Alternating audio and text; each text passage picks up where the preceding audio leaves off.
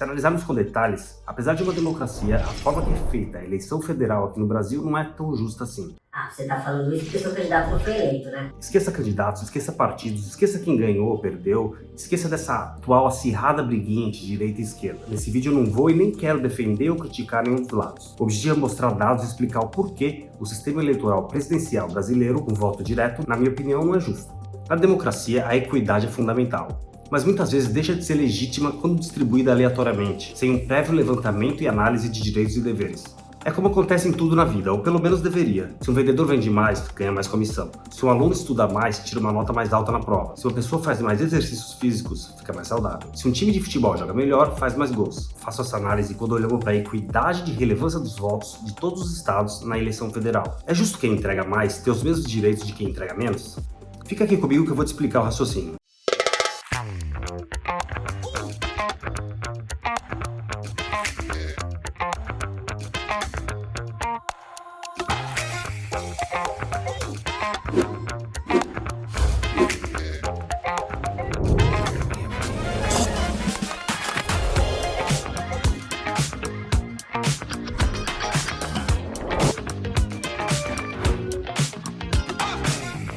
Help is on the way. Importância de um regime democrático. An economy, some 사상 연구를 위한 기록에政府は明日閣議決定。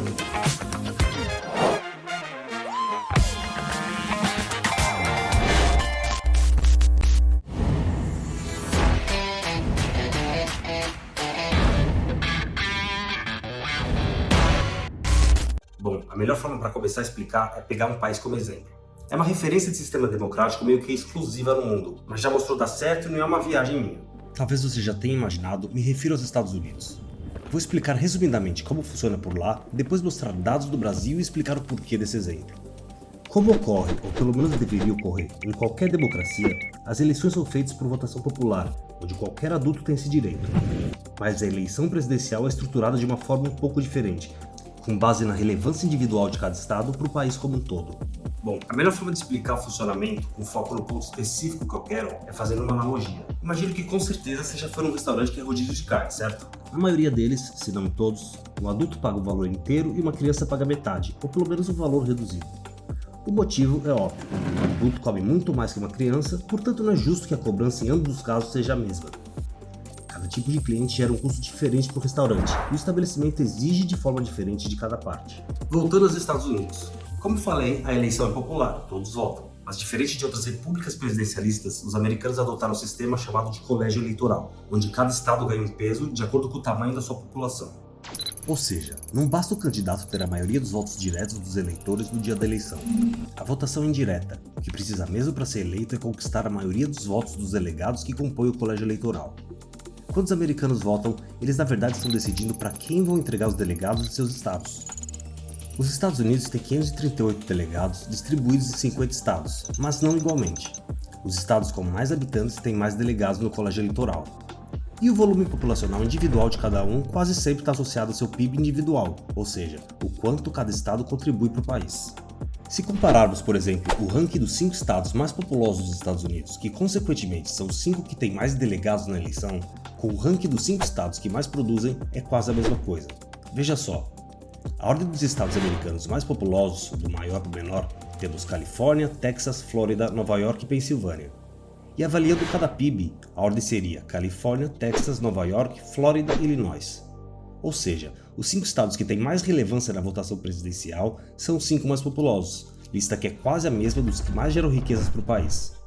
Lembra do exemplo que eu comentei do restaurante? Funciona da mesma forma, mas focando não em quem dá mais custo, mas em quem dá mais riqueza. De forma justa, os estados que entregam mais para o país têm maior relevância na eleição federal. De volta para o Brasil, eu considero a geração de riqueza mais relevante do que o número populacional.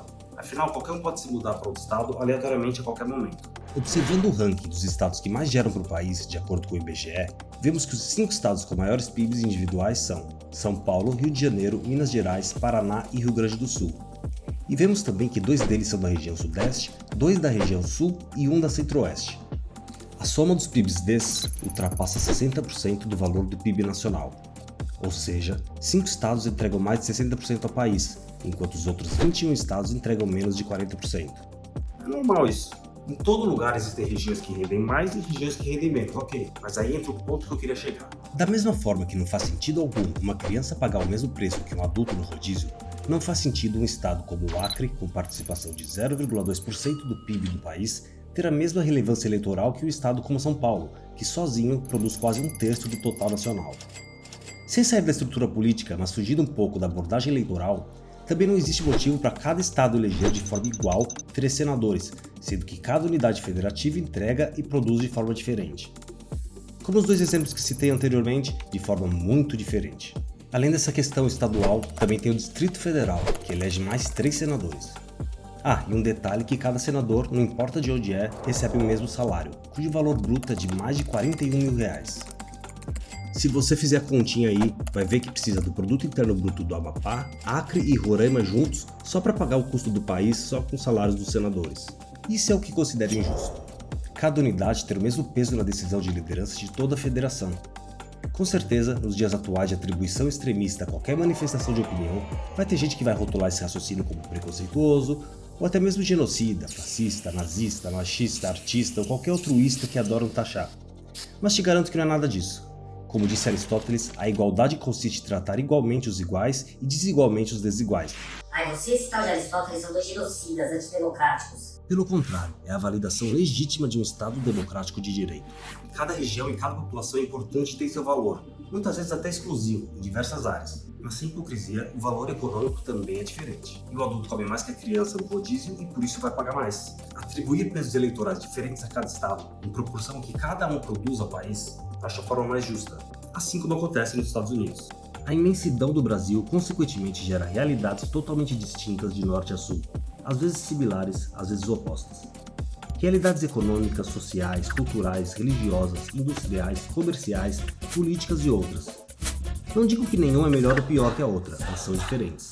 Para corrigir essa equidade na representação eleitoral, que considero equivocada e sem fundamento, uma opção extremista seria dividir o país em 2, deixando, portanto, mais próximas as realidades e decisões conjuntas do todo. Ou, uma possibilidade menos gritante, a adoção de um sistema político com relevâncias diferentes para cada estado. Olha só uma análise recente, por exemplo, das eleições presidenciais de 2022. Reitero que não estou defendendo nem criticando nenhum candidato, a ideia aqui é outra. Para não dar a entender o tempo todo que eu estou fazendo um julgamento político, vamos apelidar os 2 candidatos, para não ter que ficar repetindo os nomes. Vou chamar o Bolsonaro de preto e o Lula de branco. Não, preto e branco não, senão vamos chamar de racista.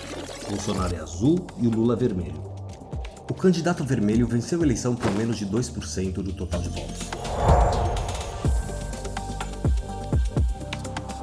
Se voltarmos àquela lista dos 5 estados que mais produzem no Brasil e analisar ela, veremos que em 4 deles, ou seja, 80%, elegeu o azul, enquanto só um optou pelo vermelho.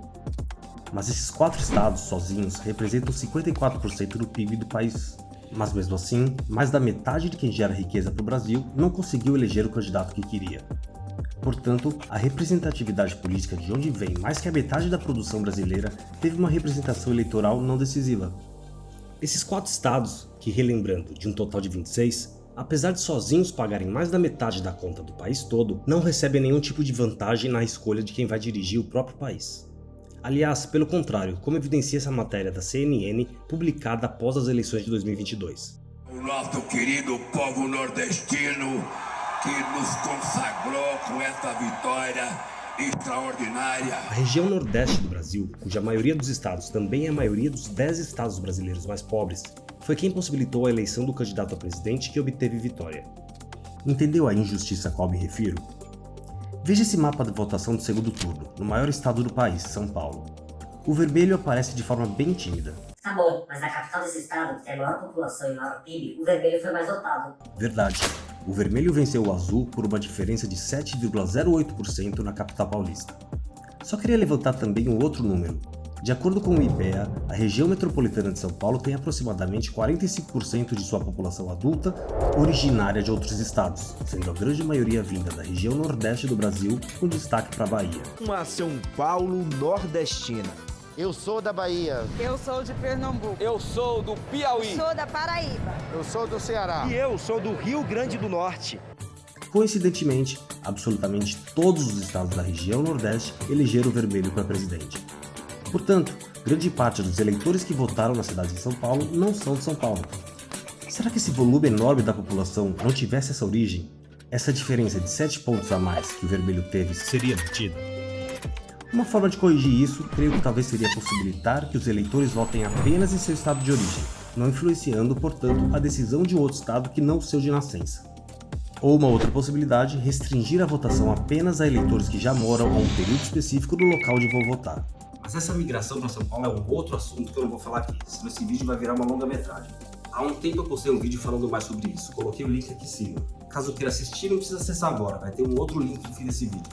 Bom, o que eu quis levantar aqui foi só um ângulo diferente de avaliação da legitimidade do atual sistema eleitoral brasileiro. Será que o método que seria mais justo e realmente democrático não seria o voto indireto, como acontece nos Estados Unidos? Deixa aqui embaixo seu comentário, quero saber sua opinião. E seja de qual estado for, se você curtiu o vídeo, peço para deixar seu like e se inscrever no canal. Se não curtiu o vídeo, deixa também seu comentário explicando. Obrigado por assistir até aqui, fica com Deus e até o próximo.